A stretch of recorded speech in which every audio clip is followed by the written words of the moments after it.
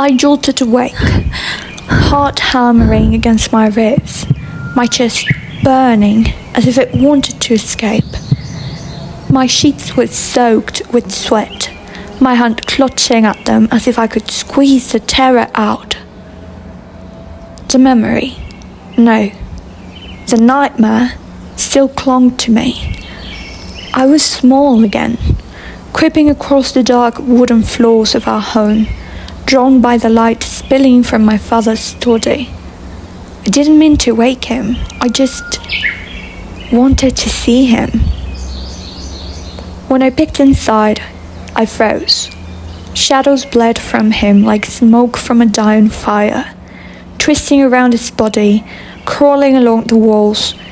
He muttered to himself, words that made no sense. And for the first time, I didn't feel safe. I felt fear clawing at me. His head snapped toward me. Black eyes. Not my father. A monster. Dad? His fingers shot out and grabbed my wrist, cold and unyielding. He was saying something. Urgent. Impossible to understand. I wanted to run. To escape. But the shadows wrapped tighter around him and me alike. Dad! Pain flared across my arm, and I felt the scratch of claws dig into my skin. The marks I would carry forever. And then I woke. I gasped, shaking, clutching my chest as if I could hold myself together that way. My forearm burned where the old claw marks had been, still etched into my skin as reminders I couldn't wash away. "Hikari?" I whispered. My sister was sitting up beside me, green eyes wide and full of concern. "Misaki, are you okay? You were screaming." I shook my head, trying to swallow back the panic. I'm fine." She didn't let go of my hand. "I know it's not true," she said quietly, as if reading me better than I could read myself. "It's the nightmares again, innit?" I let out a shaky breath. She was right, of course. Every time I felt anxious, nervous, when something important was coming, like the exam, the nightmares would return. I hated that they had this power over me. I hated that the memory of him, my father, still haunted me so vividly. But part of me almost needed to remember. My mother's soft voice drifted from the other side of the room. "Girls, breakfast is ready.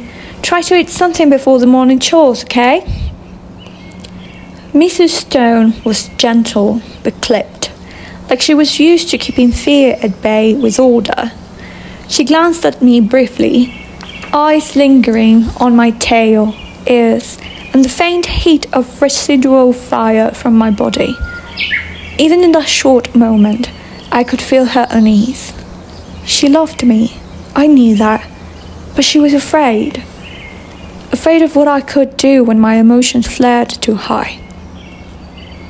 Hikari nudged at me gently. "Come on, get up.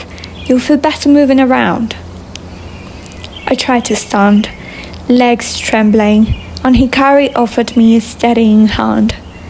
Even with her quiet encouragement, the house felt strange, too quiet and too small for the storm still raging in my chest. The rest of my sisters were stirring as well. Hikari's calm presence was always my anchor, and I could hear the younger twins laughing softly in the next room, one always sniffing flowers from the little garden outside, the other kneeling in the dirt, shaping tiny clumps as if it could absorb all the chaos of the world.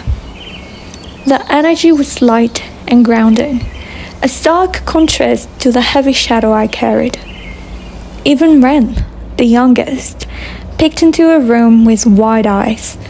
Spirit Kitsune quirk or not, she She always seemed to sense the tension in the air, and she stayed close to her sisters when things felt wrong. I let their presence fill the room, letting myself be part of this small orbit of life that wasn't fear. My father's shadow might linger, but here, with them, there was warmth. For a moment, I could pretend the nightmare was nothing more than that, a shadow of memory that couldn't touch me in the daylight. But I knew better.